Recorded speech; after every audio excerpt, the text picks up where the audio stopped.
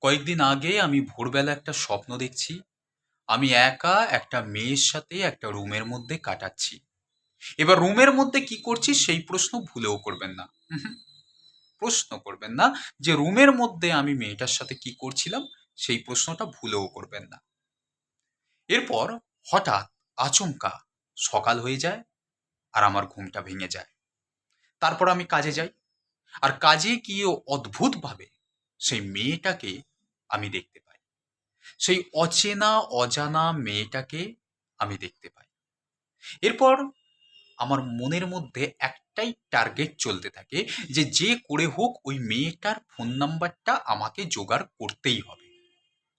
তারপরে তার সঙ্গে বন্ধুত্ব করে, তার সঙ্গে একটা সম্পর্ক গড়ে তার ফোন নাম্বারটা আমি জোগাড় করলাম এবং তাকে বললাম, "তোমাকে ফোন করব, আমার একটা কথা বলার আছে।" তারপর তাকে ফোন করলাম। তাকে ফোন করে এই স্বপ্নের কথা তাকে বললাম। সে আমার এই স্বপ্নের কথা শুনে উদুম হাসি হাসল আর বলল যে, "এটাও কি কখনো হয়?" আমি বললাম, "হ্যাঁ, হয়। আমি স্বপ্নে তোমাকে দেখেছি আর বাস্তবেও তোমাকে দেখেছি।" তারপর ২-৩ দিন তার সাথে গল্প করলাম। গল্প করার পর আমার ভালোবাসার কথা তাকে জানালাম। আর তারপর বললাম, "আমি তোমাকে বিয়ে করতে চাই।" সে তখন একটাই কথা বলল, "তোমার যদি আমাকে পাওয়ার যদি প্রবল ইচ্ছা থাকে, তাহলে বিয়ে তুমি আমাকে করো না। তুমি আমার সঙ্গে লিভ ইন করতে পারো।" আমি তাকে বললাম, "লিভ ইন করার তো আমারও ইচ্ছা আছে।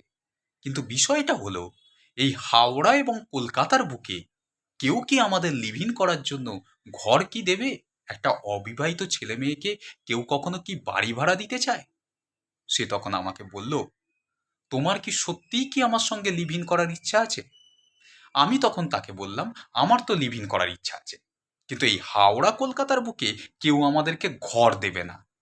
সে তখন বলল যে, "তোমার যদি সত্যিই যদি আমার সঙ্গে লিভ ইন করার ইচ্ছা থাকে, তাহলে ইচ্ছাটা তোমার আর ঘর খোঁজার দায়িত্ব আমার।"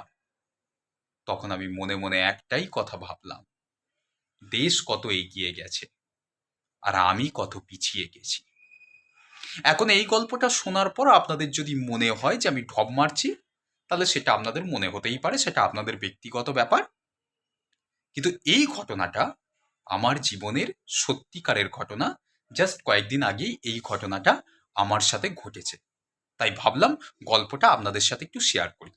তা গল্পটা যদি ভালো লাগে তাহলে একটা লাইক করবেন আর অবশ্যই একটা কমেন্টস করে জানাবেন যে গল্পটা কেমন লাগলো। আর হ্যাঁ, আমি রিজু রায়। সো আজকের মতন বলতে হচ্ছে টাটা অ্যান্ড গুড বাই।